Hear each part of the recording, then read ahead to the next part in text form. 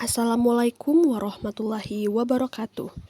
Perkenalkan, nama saya Nia Munasara dari kelas Matematika A dengan NIM G1D024149. Di sini saya akan menyampaikan sebuah dakwah dengan tema mengobati penyakit hati dan membentuk akhlak mulia.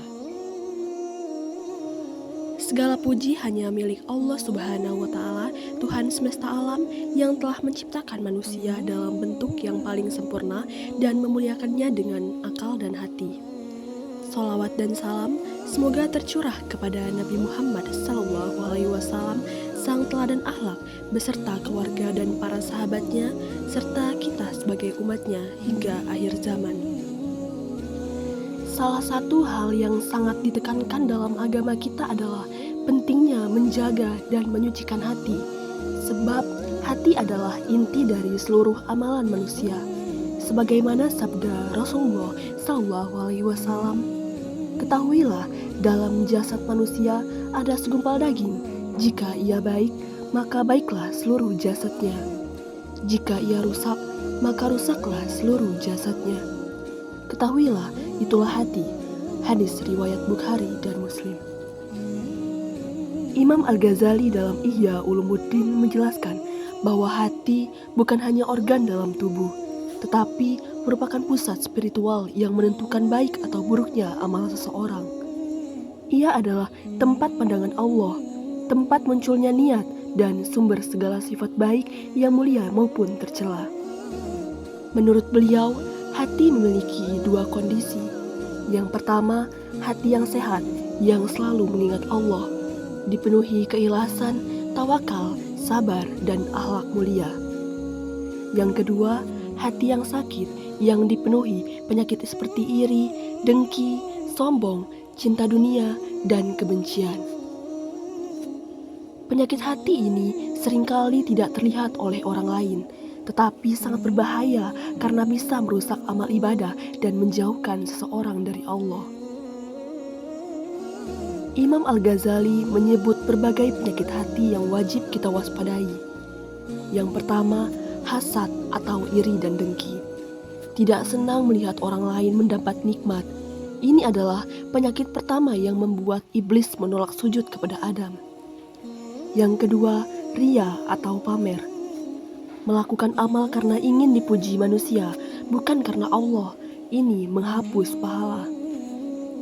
Yang ketiga, ujub atau bangga diri. Merasa diri yang paling baik, merasa amalnya hebat, padahal semua adalah karunia Allah. Yang keempat, takabur atau sombong.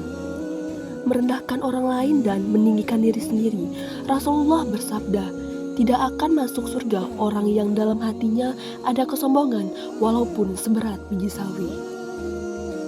Yang kelima, gadab atau amarah berlebih. Mudah marah, tidak sabar, dan membenci orang tanpa sebab yang benar. Imam Al-Ghazali tidak hanya menjelaskan penyakit, tetapi juga memberikan metode pengobatan spiritual yang sangat mendalam. Yang pertama, mengenal diri sendiri, menyadari kelemahan, kefanaan, dan kebutuhan kita kepada Allah.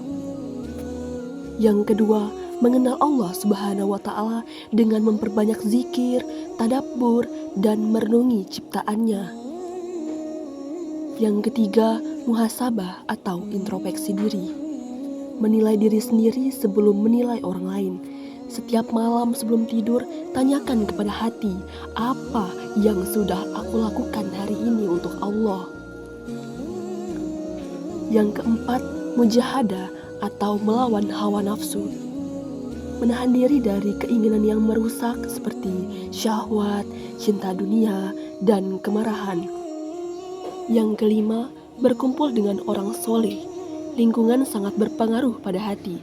Bergaulah dengan orang yang mengingatkan kita kepada akhirat.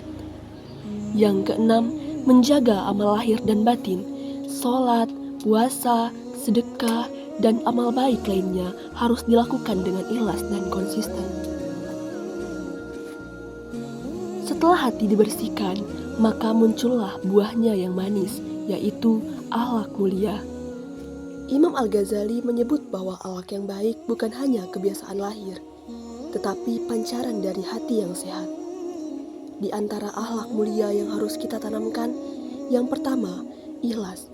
Ikhlas melakukan segala sesuatu karena Allah. Yang kedua, sabar. Sabar dalam menghadapi ujian, sabar dalam menahan diri dari dosa, dan dalam menjalankan perintah Allah. Yang ketiga, syukur. Menerima dan ridho terhadap segala ketentuan Allah. Yang keempat, tawakal. Berserah diri kepada Allah setelah berikhtiar. Yang kelima, pemaaf dan rendah hati. Tidak pendendam serta tidak merasa lebih baik dari orang lain. Akhlak seperti inilah yang akan menyelamatkan kita di dunia dan di akhirat. Bahkan Nabi Muhammad SAW bersabda, "Sesungguhnya orang yang paling aku cintai dan paling dekat tempat duduknya denganku di hari kiamat adalah orang yang paling baik akhlaknya." Hadis riwayat Tirmizi.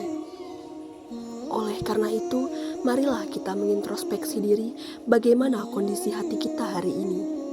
Jangan biarkan hati kita kotor dan tertutup oleh sifat-sifat tercela. Mari kita berjuang membersihkannya sebagaimana yang diajarkan Imam Al-Ghazali agar hati kita bercahaya, iman kita diterima, dan hidup kita dipenuhi akhlak yang diridhoi oleh Allah. Semoga Allah menjadikan kita termasuk hamba-hambanya yang senantiasa menyucikan hati dan menghiasi diri dengan akhlak nabinya. Amin ya rabbal alamin.